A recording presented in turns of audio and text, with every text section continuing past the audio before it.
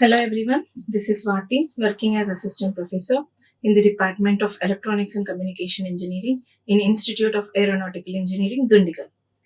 Welcome to this lecture. In this lecture, we will be discussing about the load line analysis, that is a DC load line and AC load line of transistor, and also what is the importance of load line and what is the importance of operating point, how the operating point location will be shifting based on the based on which how the region of operation and the output of the amplifier will change. And also we'll see the major application of transistor is amplifier, how the transistor performs the amplification operation. That means how the transistor acts as an amplifier, we'll see in this lecture. So first of all, load line analysis. So when the output load line analysis and this DC load line and AC load line analysis of a transistor is done for fixing the location of operating point. As we all know that the transistor is having three regions of operation. So the three regions of operation are linear region, active region, cutoff region, and saturation region, right?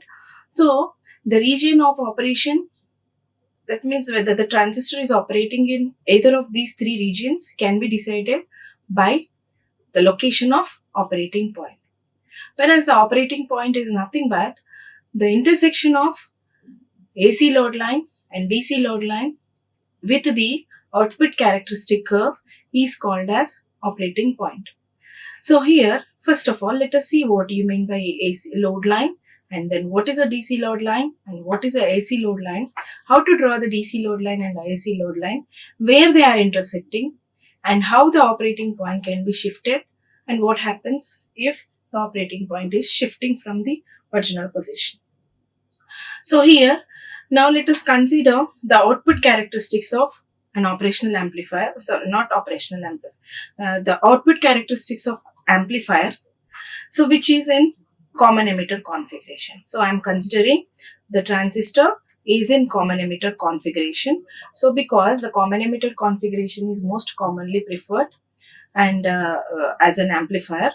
So because the voltage gain of this common emitter amplifier is very high when compared to the other configurations. So that is why the common emitter configuration is most commonly preferred.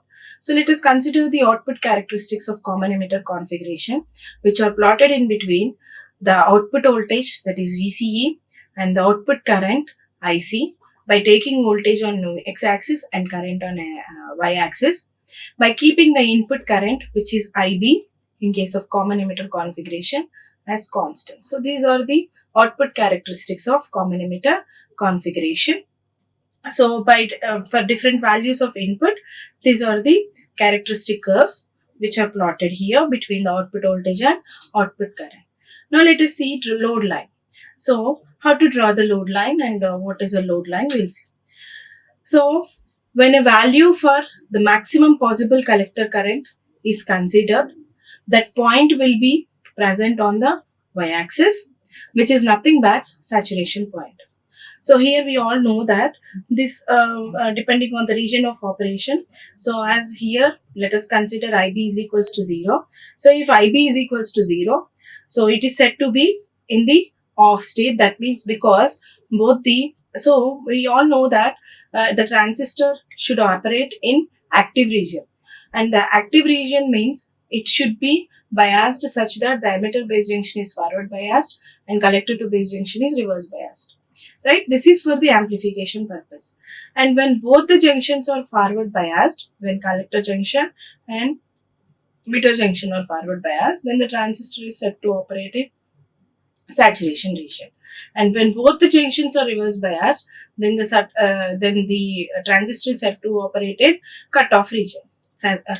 Transistor is said to operate in cutoff region, right?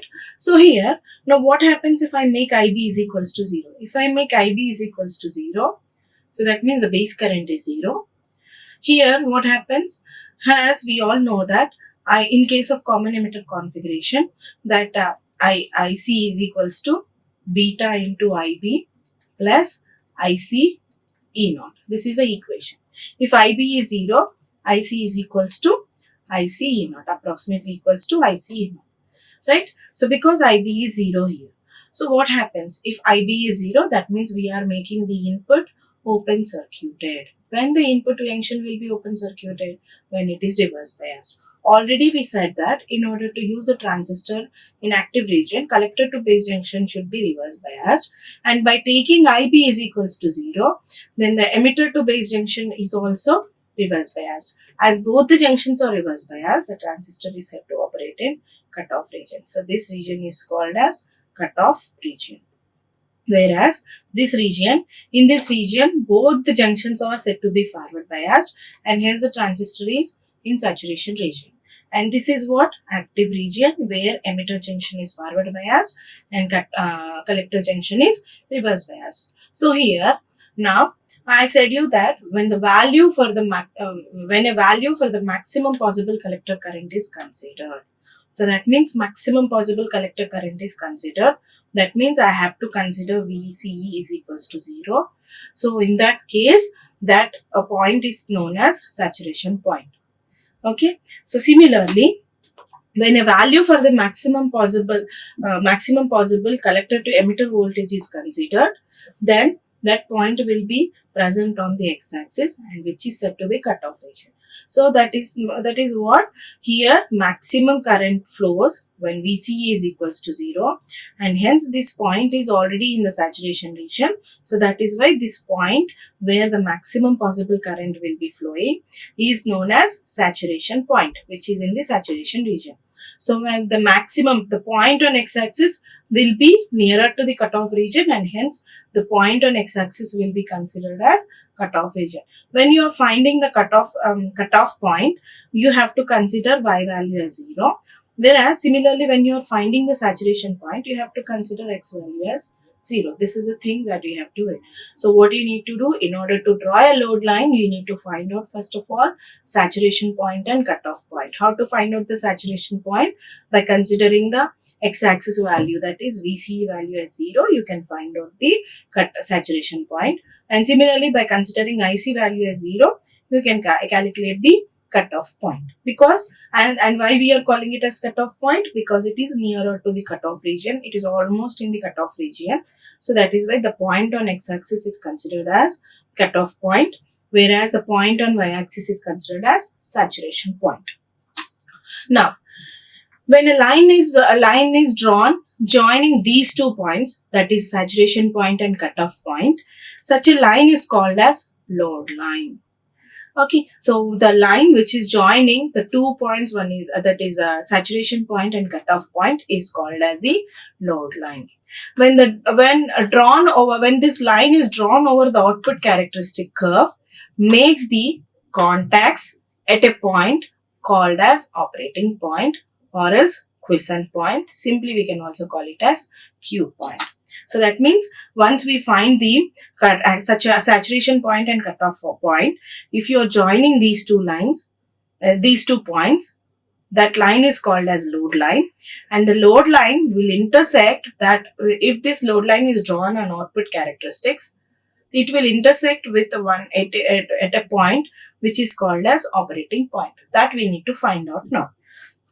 So the load line drawn under the conditions when an input signal along with the DC voltages are applied is called as an AC load line. So we have 2 types of load lines, DC load line and AC load line. Only in the presence of DC voltage is applied when a line is drawn, then that line is called as DC load line, and along with the DC voltages along with the DC voltages, when an input signal, that is for a transistor to operate as an amplifier, definitely we should apply an AC signal. So along with the AC signal, when the DC voltages are applied, then a line is drawn, then that type of line is known as AC load line. The load line is drawn by joining the saturation and cutoff points. The region that lies between the saturation and cutoff points is known as linear region. This is called as linear region of operation. This region is called as linear region of operation. Okay. So a transistor, and we all know that transistor acts as a good amplifier when the operating point is in the linear region. So our aim is to fix the operating point in the linear region of operation such that it provides faithful reproduction of input signal. So now let us see DC load line analysis. That means I said we have to find out the saturation point and cutoff point in the application with the application of DC signals alone is called, and joining those 2 points under the DC voltages, under the effect of DC voltages is known as DC load line. Now let us try to draw the DC load line. For that, I am considering this circuit, a transistor circuit, which is in common emitter configuration.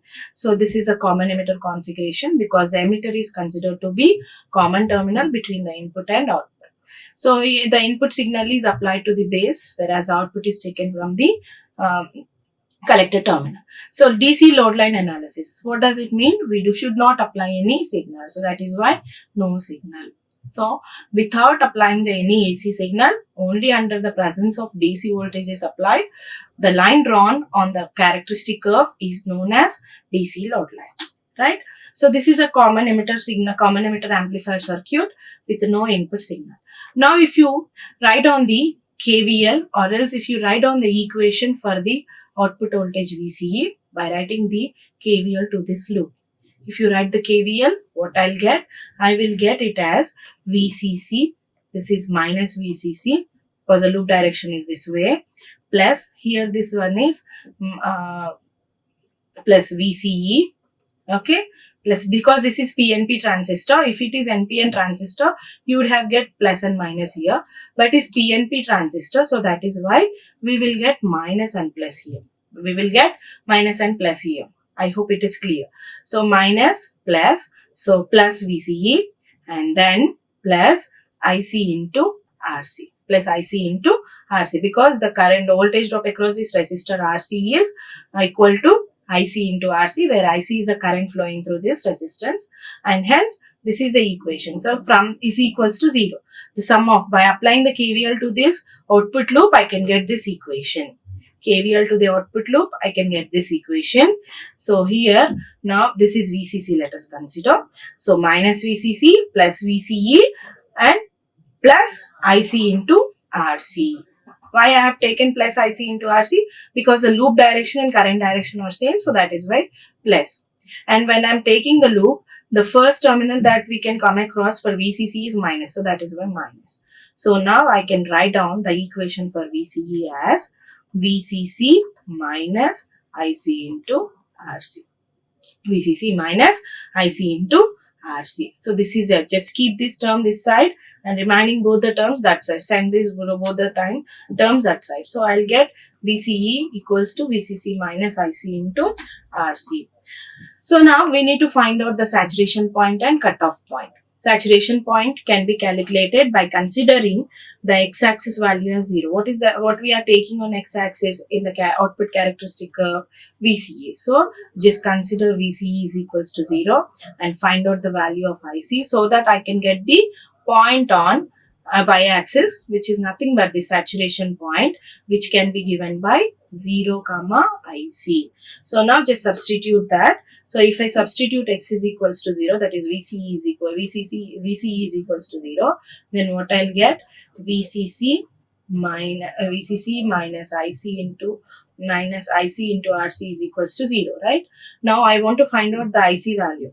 So IC is equals to VCC divided by RC. VCC divided by RC. So that is why we can say that the point on x-axis, that is y-axis, that is 0 comma IC can be given by 0 comma VCC by RC. This is point A. So similarly, we can also find out this is the value of IC we have got, and then this is a point that is 0 amperes comma VCC by 0 volts comma VCC by RC.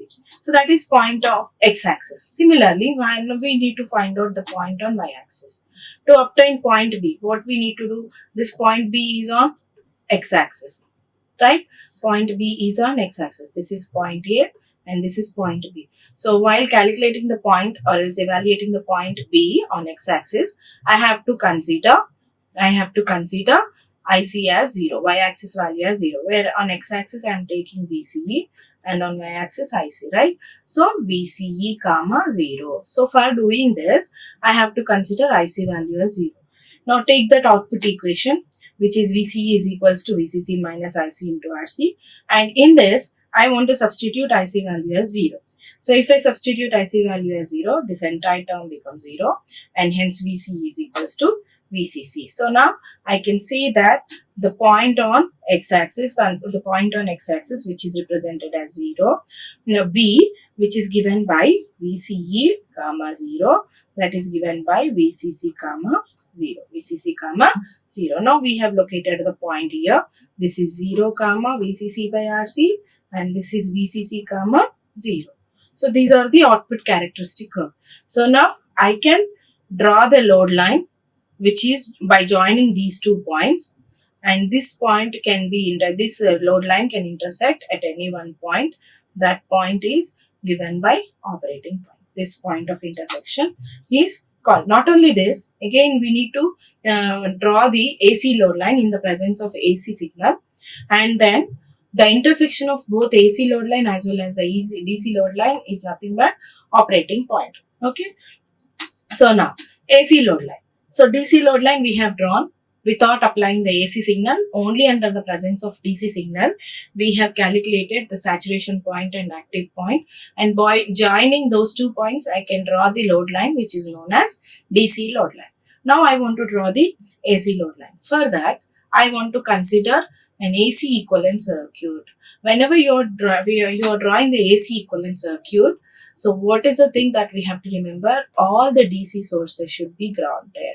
All the DC sources should be grounded. So we have in the common emitter amplifier, we have this one and this one. So these are the DC sources, VBE, VBB or VCC. These should be grounded, right? So whenever you are doing a DC analysis, all the AC should be made 0. AC sources must be made 0. Whereas while doing AC analysis, all the DC sources must be grounded. Okay. So now by grounding that, by making all the DC sources 0, so this is the equivalent circuit of an AC equivalent circuit of common emitter amplifier. Right? So this is the input signal, and this is the input resistance RC in parallel with R1, whereas this one RC, small RC, again this is also RC in parallel with R. So where now I can calculate the output voltage VCE, because we don't have any voltages here. So voltage drop across RC is nothing but the output voltage. So VCE is equals to small RC into IC, where the current flowing is IC. So small RC into IC. So where small RC is considered to be RC in parallel with R1 into RC. This is the output voltage, where RC is given by RC in parallel with R1.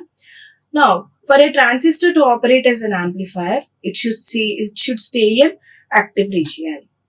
So we know that it should whenever the transistor operates in active region, then only it can perform the amplification operation. So in order to do that, we have to ensure that the operating point or else quiescent point is chosen in such a way that the maximum input signal excursion is symmetrical on both positive and negative half cycle. That means in order to perform the amplification operation, we should ensure that we are getting the exact output of exact sine wave as the output. That means the output is the faithful reproduction of input signal. Without any loss of information, I should get the exact sine wave. So then only I can say that we have the faithful amplification. So here, for doing that, what we need to do, we have to consider the maximum output voltage is equals to VCEQ and the minimum output. So that means here I'm saying that the output should have faithful reproduction. That means it should have complete positive half cycle as well as the negative half cycle. So this is magnitude, right? So the positive half cycle, the maximum voltage of positive half cycle should be plus VCEQ, and the negative it should be minus VCEQ. That means it should be symmetrical on both positive and negative half cycle. So only the difference is phase is changing, but the magnitude should be equal. So plus VCQ and minus VCEQ. So further, by considering this, now my aim is to draw the AC load line. So how to draw the AC load line? So again, we have to consider the output equation. So here already DC load line, DC analysis is done. So we have fixed the DC load line. Then what we are doing in the presence of the AC input signal, and we are considering that the maximum output voltage without any loss of information should be, the positive peak should have plus VCQ and negative peak should have minus VCEQ. So now here from the graph, the above current IC at the saturation point, from the graph above, the current IC at the saturation region, saturation point is IC sat is equals to ICQ plus VCEQ by RC. So here we have seen that in the previous slide we have seen the graph here. So that graph shows that. So here this point considers, let us consider this is VCC into RC. So whenever you are applying AC input voltage, there also with some current flows, and hence that current is equals to ICQ comma VCC by RC. So by the combination of these two will be flowing in the presence of AC voltage. So that is why I can say that the maximum, the IC saturation point, the current IC at the saturation point can be given by ICQ plus VCEQ by RC. Similarly, the voltage at the cutoff point, because the cutoff point is in the point A is in the saturation region, whereas point B is in the cutoff region, right? So point B is also called as cutoff point. So in point B, we have maximum voltage VCE is equals to VCC. So now I want to find out the voltage at the cutoff point with the application of AC signal is given by VCE of is equals to VCEQ plus ICQ into RC, where RC is the AC equivalent resistance of output.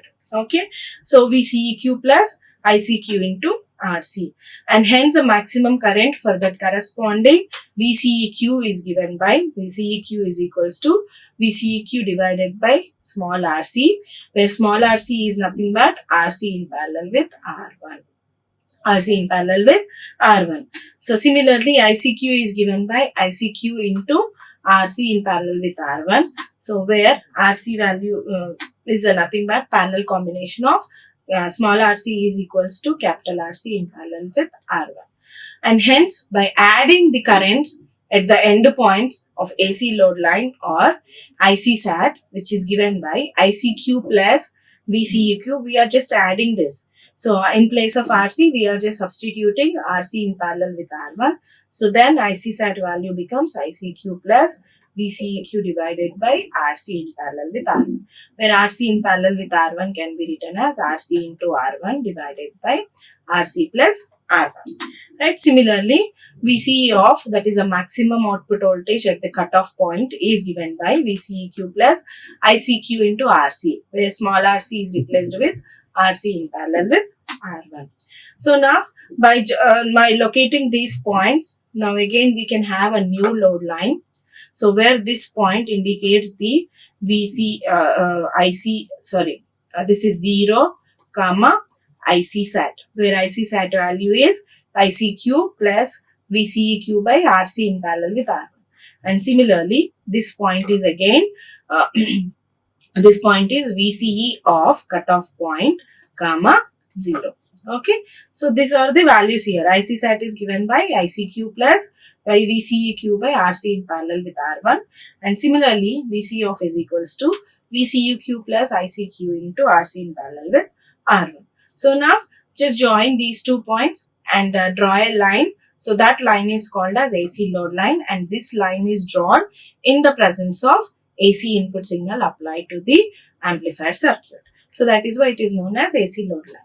So now AC load line and DC load line. So when the AC and DC load lines are represented in a graph, it can be understood that they are not identical because we have the different values here. where in the DC load line we have got the point A as 0 comma VCC by RC, whereas in case of B we have got it as VCC comma 0, right? But here this is added with some value, so that is ICQ plus VCEQ by RC plus R1. So the values, the points on AC load line and DC load line are not identical. So that is why we will get different locations here. So this line which is shown in red color is the AC load line and this is the DC load line. So now this is the when we draw the AC load line and DC load line on the output characteristic curve. So both of these will intersect at one point on the characteristic curve, and that point is called as operating point or else quiescent point. Operating point or quiescent point. Okay. So here now this point is already located in the region between these is known as linear region. When the operating point is in the linear region of operation, then it is said to operate in active region, and hence a transistor performs the amplification operation. So both of these lines intersect at a point which is known as quiescent point, and the end points of AC load line are saturation cutoff points. Okay, so that is about AC load line and DC load line, and the intersection of those AC and DC load line is known as quiescent point or operating point. That means these AC and DC load lines will intersect at one point, at the same point on the characteristic curve, and that point of intersection is said to be operating point. So the operating point should not get disturbed. It should not deviate from its location. Otherwise, we will not get the faithful reproduction. So that means we have to keep it in mind that for the faithful reproduction of input signal, always the operating point should be in the linear region or else active region of operation. Otherwise, we will not be able to get the faithful amplification. Faithful amplification in the sense or complete sinusoidal signal without loss of information in either of the half cycles. Okay, so the process of increasing the signal strength is called as amplification, and this amplification, when done without any loss of component of the signal, is called as faithful amplification. And this the operating point is chosen such that it lies in the active region and it helps in the reproduction of complete signal without any loss. So that is what I want to say. When the operating point is chosen to be in the active region, then we will get the complete cycle without any loss of information. So now what happens if the operating point is deviated from its original position? So here, this is the actual position of operating point. It should lie in middle of the active region such that we will get the faithful reproduction of input signal. This is the input signal as it is common emitter amplifier. So we will have 180-degree phase shift. So for a positive cycle of input, we will get the negative cycle, and for the negative cycle, we will get the positive half cycle. So here we didn't get any loss of information. So that is why it is called as faithful reproduction of input signal, and this happens only when the operating point lies in middle of the load line or else lies in the active region. Now what happens when it moves near the saturation point or near the cutoff point? So here this is another waveform in which the operating point shifted up. That means it has moved close to the saturation region. So if it has moved close to the saturation region, so now this is considered to be reference level, whereas this is the next point. So here the output, we are going to get some loss of information. That means when the operating point shifted nearer to the saturation point, some of the portion of waveform in the positive half cycle will be removed. So this is nothing but removal of some of the portion of waveform is known as clipping. So that means that whenever the operating point shifted above nearer to the saturation point, some of the information is lost in the positive half cycle of the output signal. Okay, so this is the waveform after when the operating point shifted up, that is towards the saturation region. Now what happens when the operating point shifted down towards the cutoff region? Now now the saturation point has moved down close to the cutoff region. Now some information in the negative half cycle will be clipped off. So this is my input, but I'm not going to get the complete full cycle of output. Here some information is lost, so that is the reason. So always we need to choose that the operating point should be located in the middle of active region, or else in the middle of the load line, such that it will be reproducing the exact input signal. Okay, so this is the AC load line and AC load line. And why the shift in the operating point happens? So just now we have seen what happens if the operating point is shifting towards the saturation and shifting towards the cutoff. Why actually the operating point may be shifted? So here there are so many reasons, that is factors that are affecting the operating point, that is the location of operating point. Let us see now. So first factor which may affect the location of operating point is temperature. So we know that due to the temperature, there may be how it is affecting the operating point. So due to the temperature, so there is some variation in the collector current, or else reverse saturation current. So for every 10 degree centigrade rise in temperature, the reverse saturation current doubles. Reverse saturation current doubles. If reverse saturation current doubles, so what happens to the collector current? So collector current, which is nothing but the output current, is equation is given by beta IB plus IC B naught, right? IC E naught. So if reverse saturation current increases, obviously the collector current also increases. So where we all know that the operating point, Q point, is given by VCEQ comma ICQ. If this is increased, so what happens to that? What happens to the location? It will be shifting. So due to the temperature, due to the increase in temperature, the collector current increases, because for every 10 degree centigrade rise in temperature, the reverse saturation current gets doubled.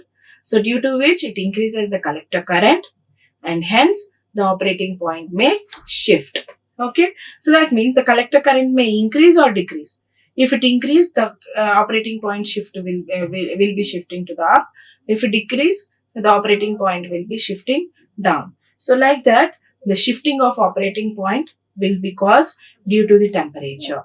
And the second one is, as the temperature increases, the values of ICE, beta and VBE gets affected.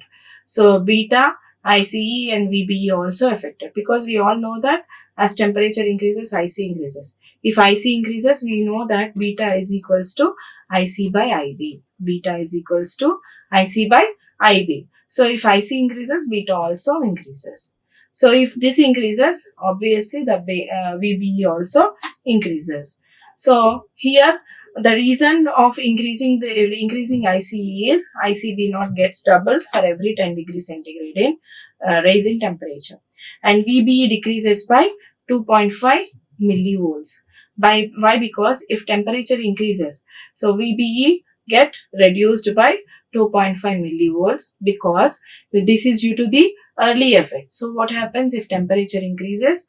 IC naught increases, because of which the collector current is more reverse biased, and due to which it gets penetrated more into the base region, which in turn reduces the input voltage, that is VBE, by 2.5 millivolts for every 1 degree centigrade rise in temperature.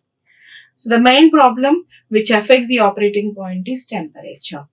And one more thing, hence the operating point should be made independent of the temperature, so as to achieve the stability. So in order to achieve the stability, we need to make the transistor should operate independent of temperature. To achieve this, we have various kinds of biasing and stabilization techniques in order to fix the operating point in the linear region or else active region of operation. So biasing and stabilization techniques are mainly used to provide stability to the operating point. There should not be any variation in the location of operating point with respect to the changes in temperature. So that is about the transistor load line analysis. Okay, and we have to keep in mind that load line analysis is done for fixing the location of operation point. Now, let us see how the transistor can perform can be used as an amplifier. So, for a transistor to act as an amplifier, it should be properly biased. What kind of biasing it requires? So, in order to make the transistor to operate as an amplifier, it should operate in the active region. To operate the transistor in active region, emitter to base junction should be forward biased and collector to base junction should be reverse biased. So, here, let us consider this is a common base circuit. So, in which if you want to use this transistor as an amplifier, we have to bias the circuit such that base to emitter junction is forward bias. So, as it is an NPN transistor, the biasing provided was, so forward biasing the junction, emitter to base junction here, where emitter is N-type. So, that is why in order to forward bias, the negative terminal of the supply is given to emitter, whereas the positive terminal is given to the base. Similarly, collector to base junction should be reverse bias. So, in order to reverse bias that, we are providing one more external supply, which is whose positive terminal is connected to the N-type collector, which reverse biases the collector junction. So, this kind of biasing should be provided in order to make the transistor to act as an amplifier. So, now figure shows how a transistor looks when connected as an amplifier. So, how can we make a transistor to operate as an amplifier? Just connecting an AC signal source in the input side. This is the AC signal source, and by connecting a load resistor at the output. So, this is nothing but a transistor amplifier. Not only providing the biasing, we should also connect an external AC signal at the input port and a load resistor across which the output is measured is the output side. So, this is the transistor which can work as an amplifier. Okay. So, now let us see how it performs the amplification operation. So, this is a common base amplifier. So, we all know that as emitter to base junction is forward bias. So, we all know that input resistance, because the input is applied to this junction, so input resistance will be as low as possible. Because this junction is forward biased. This junction is forward biased. So, as we all know that when a PN junction is forward biased, it offers almost zero forward resistance. It is in ideal case. But in practice, we will have some forward resistance that is of the order of ohms, few ohms to few hundred ohms. Whereas when the PN junction is reverse biased, the reverse resistance offered by the junction is infinite. That is why it acts as open circuit. Whereas junction acts as short circuit when it is forward biased. Right? So, as the input junction is forward biased, the input resistance is considered to be low. Whereas the output junction is reverse biased, so the output impedance is considered to be very high. It is very high, which is approximately infinite, or else it is of the order of mega ohms. It is of the order of mega ohms. Okay. So, now this is the current, and now let us see, this is a common base configuration, right? Now, let us see the characteristic curve. So, common base configuration, the characteristic curves are drawn between VBE and IE by taking VCB as constant. These are the characteristic curve. VCB is constant. Now, let us see the output characteristic curve. These are the output characteristic curve which are drawn between output voltage, which is nothing but VCB, and the output current IC by keeping IE as constant. IE as constant. By keeping IE as constant. Right? So, here. Now, if you look at this input characteristic curve, this is the input characteristic curve. Okay, whereas this is the output characteristic curve, right? When you look at this input characteristic curve, it looks like a forward bias PN junction diode characteristics, whereas this one is reverse bias characteristics. So, if you look at the slope of this one, slope is nothing but y2 minus y1 by x2 minus x1. So Y2 minus Y1 means IE divided by delta IE divided by delta VBE. Delta IE divided by delta VBE. So what is the input resistance? Input resistance is defined as the ratio of input voltage to the input current. So that is VBE divided by IE. So I can write the slope of this input characteristic curve is 1 by Ri. So 1 by Ri. So as I told you that the input impedance for this circuit is very low. So the slope of this characteristics is high. Is it or not? So slope of this one is very high.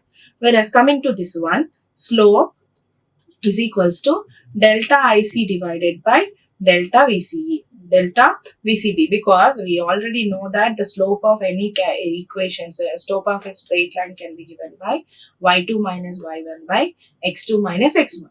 What we are taking on y-axis? IC. So delta IC by delta VCB. So which is nothing but, whereas the output impedance or else output resistance can be calculated, R0 is equals to output voltage, which is VCB by output current IC. So that means it is inverse. So that is 1 by R0.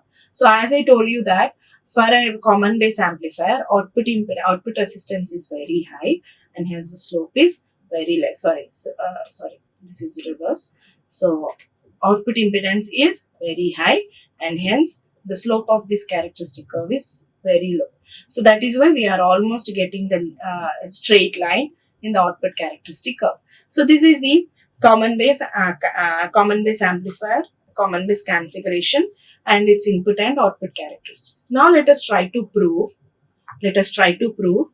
whether it is amplifying, whether it is performing the amplification operation or not. So as I told you that the output resistance is very high, let us consider R0 is equals to some 1 mega ohm. Okay, and this Ri is very low. Let us consider this as 2 ohms. So what is amplifier? Which amplifies or else which improves the strength of the weak signal. So let us consider I am applying 200 millivolt signal here. Now I want to get the output voltage whose amplitude is greater than this one. So let us consider this is 200 millivolts I am taking.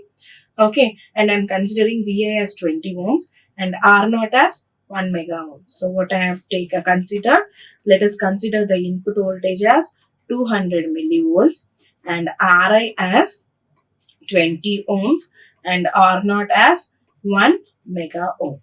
1 mega ohm. Now let us see whether the output is the amplified version of the input signal or not.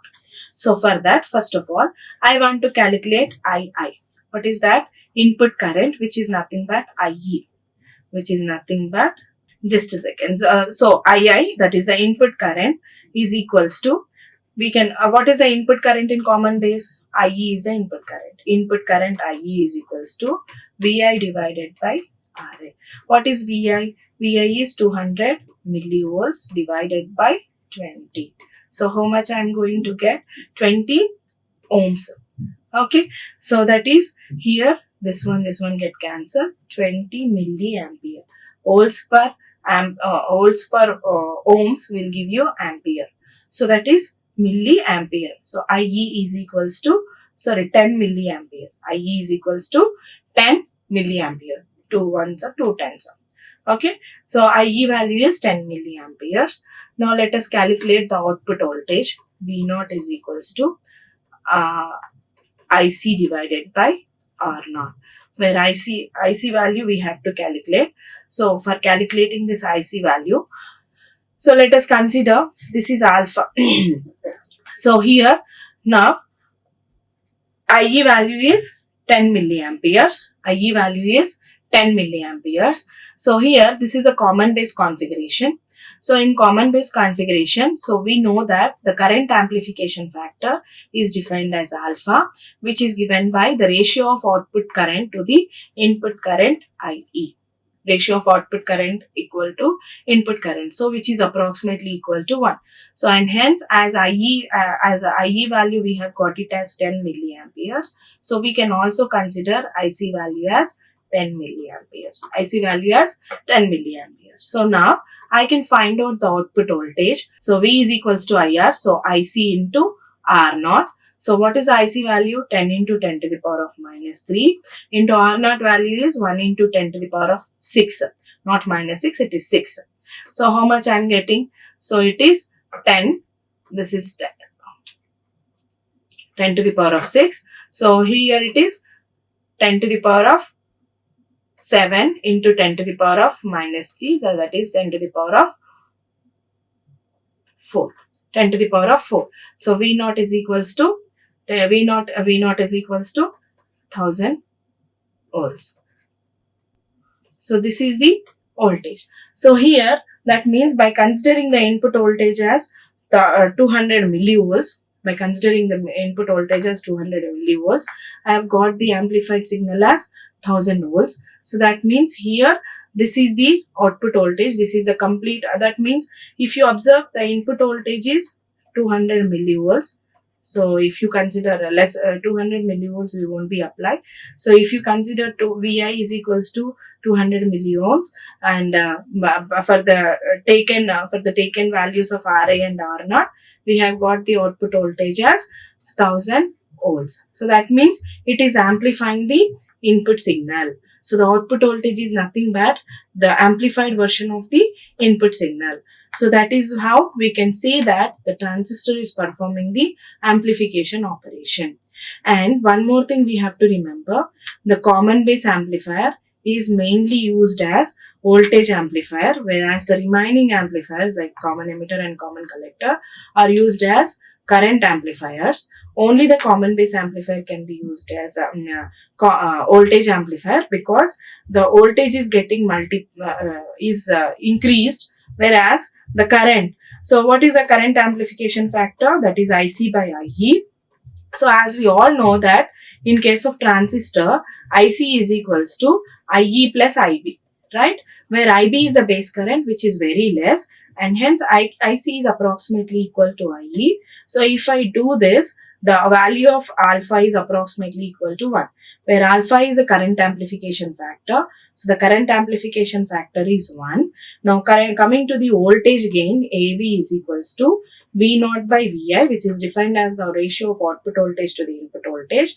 If I consider the output voltage as 10 to the power of 4, that is not 1000 here, 10,000 divided by 200 millivolts. 200 millivolts. So that is 10 to the power of 4 divided by 2 into 10 to the power of minus 3. So that means the amplification factor is very high.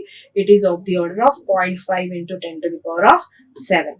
Okay, 0.5 into 10 to the power of 7. So the voltage gain is very high. So that is why the common base amplifier is used as voltage amplifier, whereas it cannot be used as current amplifier, because the current amplification factor for common base configuration is 1. So like that, we can see that the transistor can be used as an amplifier, or else it performs the amplification operation when it operates in active region.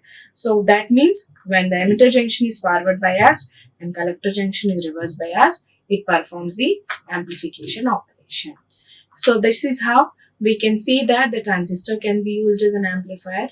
Not only amplifier, we can also see that the transistor can be used as a switch.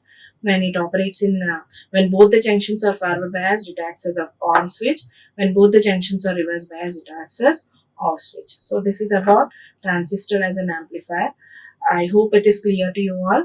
So in this lecture, we have seen what is a load line of, how to draw the load line on transistor characteristics, and what is a operating point, how the operating point will be shifted, what are the various factors that are affecting the location of operating point, and what happens if the operating point is shifted, and how the transistor can be used as an amplifier.